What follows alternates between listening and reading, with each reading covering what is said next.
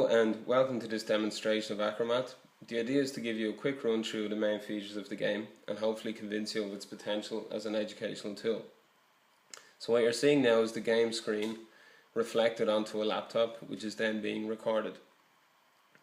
So the idea of the game is to create valid equations using the numbers presented and the operations available.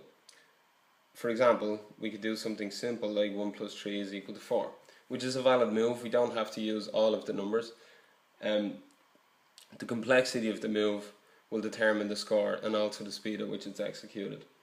So that's a very simple move, but I could improve it because I noticed that 6 divided by 6 is 1, and so I can multiply by 1 and not affect the result. So now I have an even better move. Or equivalently, I could have added 6 minus 6, which is 0. Again, adding 0 doesn't affect the outcome, so I have a valid move. But then I notice, well, I can bracket off the 6 minus 6 and multiply that by the 9. Again, not affecting the total on the left hand side of the equation. And now I have a valid equation using all 6 numbers, and for that I would score a high score. Okay, let me reset it.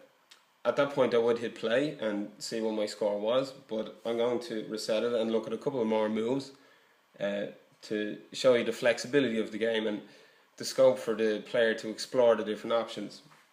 For example, I can also join adjacent numbers together to make two-digit numbers. So I'm going to say 13 minus 4, which is 9, and I'm going to equate that to the 9 times 6 divided by 6. So again, a move using all 6 numbers, quite high scoring. Another option would be to join the 9 to 6 to make 96, less obvious, but if we divide that by 6, we get 16, which is the product of 1 plus 3 in brackets and 4. Okay, so I'm happy with that. I'm going to move on now. I'm going to hit play and see what that gets me. Okay, so there's the score, and there's a number of bonuses. I won't go into them all now, but as I said, it rewards the speed or the complexity of play and the speed as well. There is a speed bonus. I didn't get it because I was spending too much time talking, but let's see if I can pick one up on the next hand. Okay, so here's the next hand. I had no idea what was going to come up. Immediately I see a 0, which tells me to look for other zeros, which I can get a 0 by 5 minus 5, and then I can if I have multiplications or divisions, I can combine them with the 0 and I still have 0. Okay, so now I have a valid move. I've executed that quite quickly, so I'll get a bonus there, and you'll see at the end the quick bonus multiplies my score by a factor of 1.5, so improving my score considerably. So what you're seeing now is the main menu screen. I've moved out of that game because I wanted to show you the advanced difficulty mode, which has a number of added features, and we see them here straight away. So we have a decimal point, which conceptually is not difficult, but it's actually quite difficult to use in the game. And we have a couple of powers of 1/2, which of course is the square root. So we could do something like the square root of 9 is equal to 3. But then it's also, of course, equal to 3.0. So I was lucky to get the 0 as well, because it's easy to combine the decimal point with the 0. But can I prove that? Can I improve that move? Well, I notice 5 divided by 5 again is 1, and so dividing by 1 won't affect the outcome. So these are the kind of algebraic concepts that the game promotes.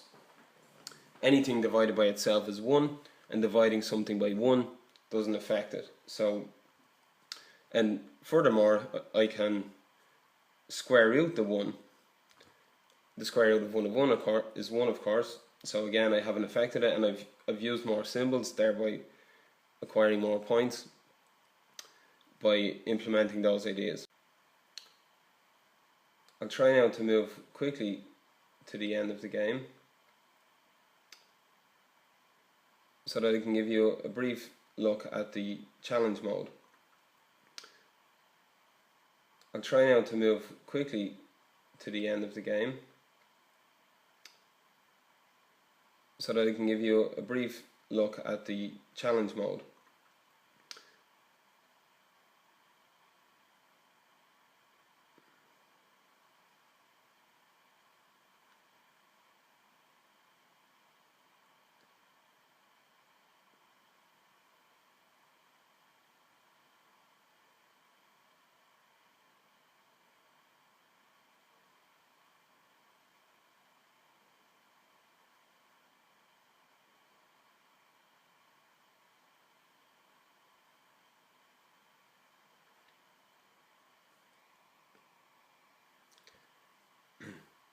Okay, so now it's told me that the game is completed.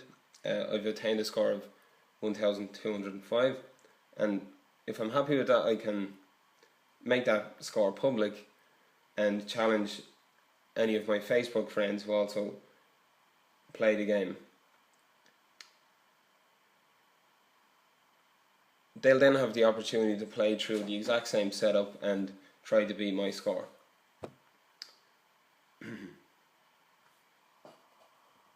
So, thanks for watching. I hope you liked it. We still have a lot of work ahead of us to make it into something really great, but I hope I've shown you enough to pique your interest. Thank you.